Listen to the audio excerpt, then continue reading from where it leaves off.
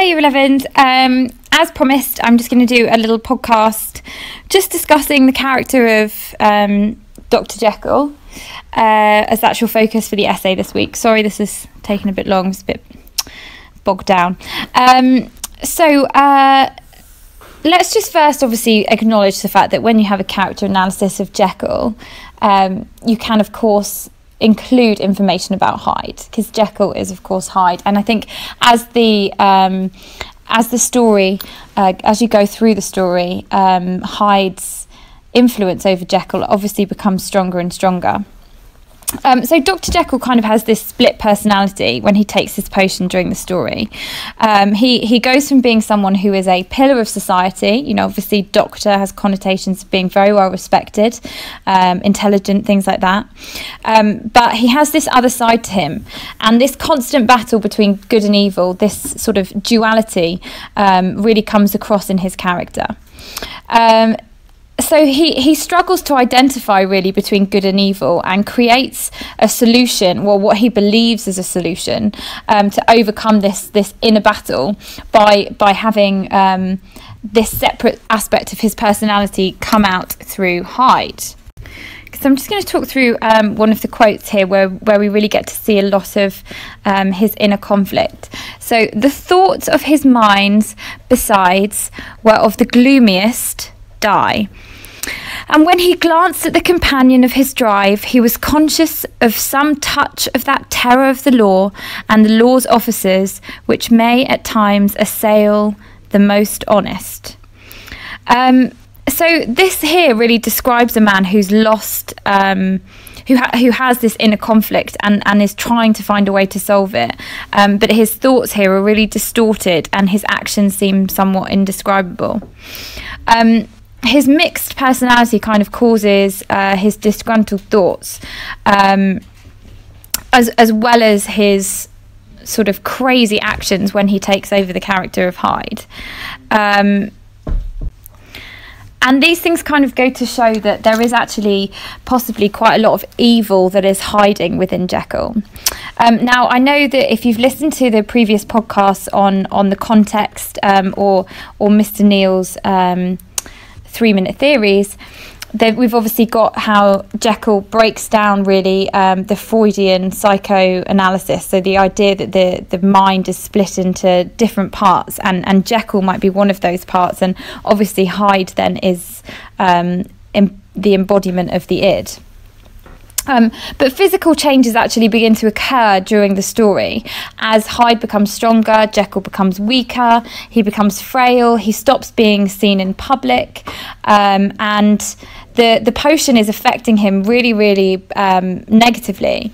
So there we could kind of have this sort of symbolic idea perhaps of drug addiction, and how he becomes quite agoraphobic, you know, the idea of being afraid to go out, afraid to be seen.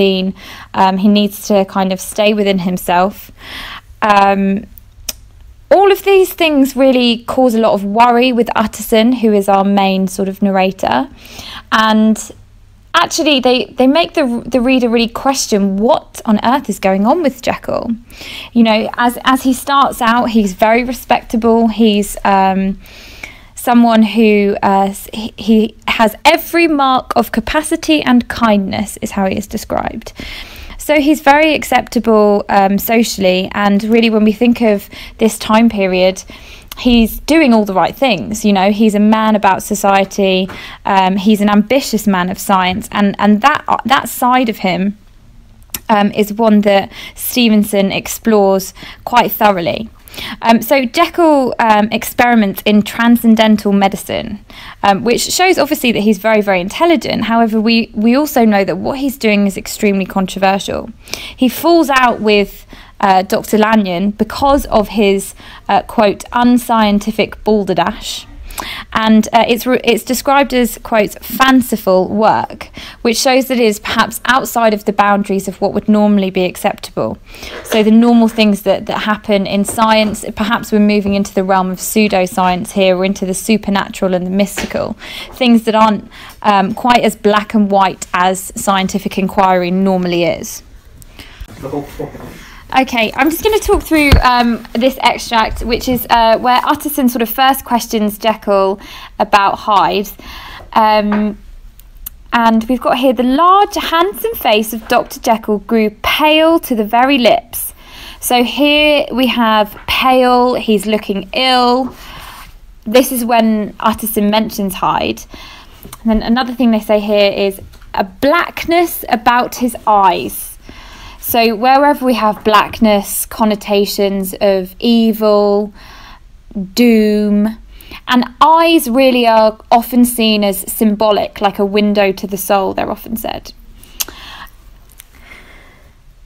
So Utterson replies, "What I heard was abominable," said Utterson.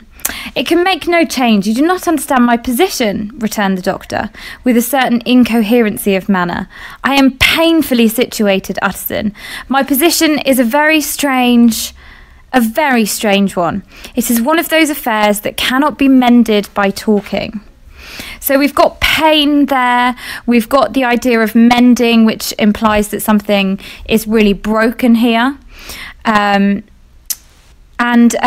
he then plays on his relationship with Utterson. He says that, "You know me, I am a man to be trusted." So that really gives us an insight there of the Jekyll that everybody knows. This side of him is extremely trustworthy, is extremely respectable. He's referred to as the doctor constantly, which is reinforcing his position in society.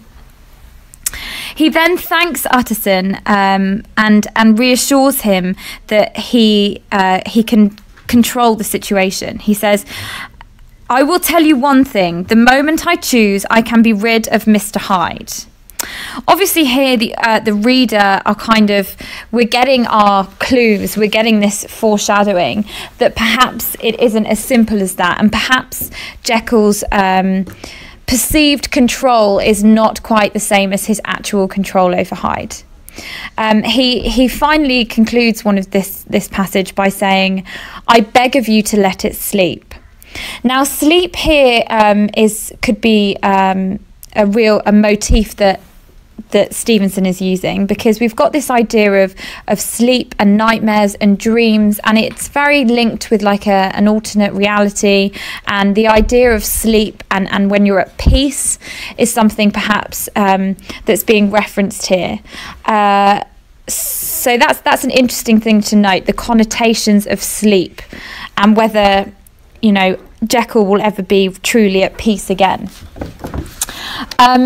When Jekyll turns into Hyde, he's very much like an animal, and he creates strong feelings of hatred and unease. But I don't want to talk too much about when he is there as Hyde. I want to treat them as separate people, as in fact they are, until the very, very end when we discover the truth. It seems like Jekyll and Hyde are in lots of ways opposites, which goes quite nicely